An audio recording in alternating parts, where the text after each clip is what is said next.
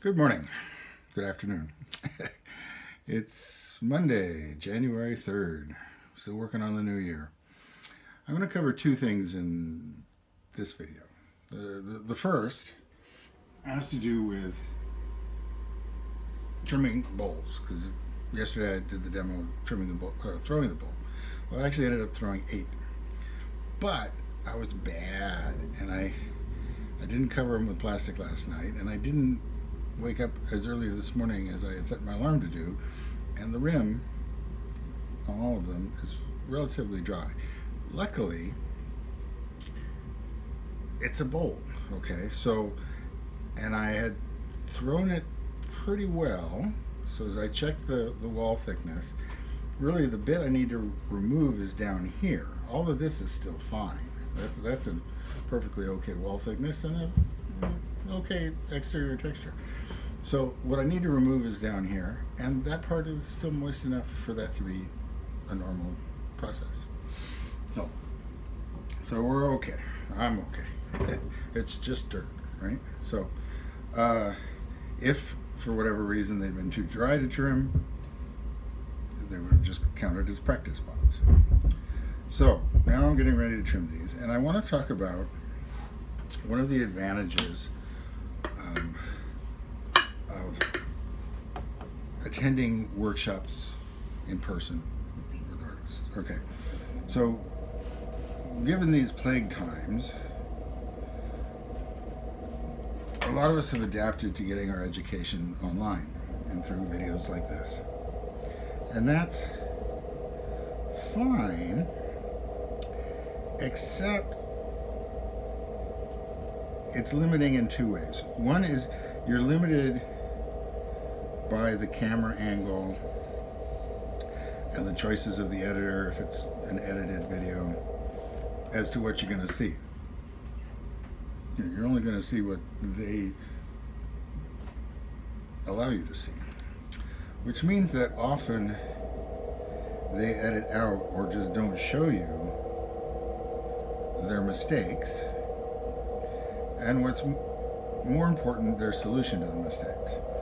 Now, seeing someone with a lot of experience make mistakes is actually really valuable. I mean, I'm not quite ready to go out onto the circuit like a rodeo clown and intentionally make mistakes just so that I can demonstrate the solutions to them. But there's a double message there. One is that, yes, everyone makes mistakes. It happens. And if you're the person who never does, I don't want to hear about it. That's not helpful. And as a matter of productivity, it's important to understand which sort of mistakes are worth fighting to correct. Okay, so I mentioned if the bowl had been too dry, it wouldn't have been worth trying to rehydrate it. I mean, I know how to rehydrate things, but it's just a bowl. It's just however many minutes. The deadline's not right on top of me. I have the leeway to not fuss. But as an experienced potter and as a teacher, it's good for me to know how to fuss, how to not give up at the first sign of irregularity. So if you get to go to artist demo in person, workshop, whatever, keep an extra sharp eye for when they mess up. In some cases, it may just look like they messed up to you, and other cases they'll mess up but they won't admit to it.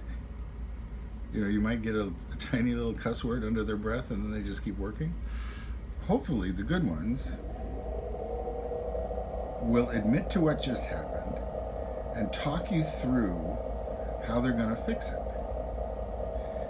And maybe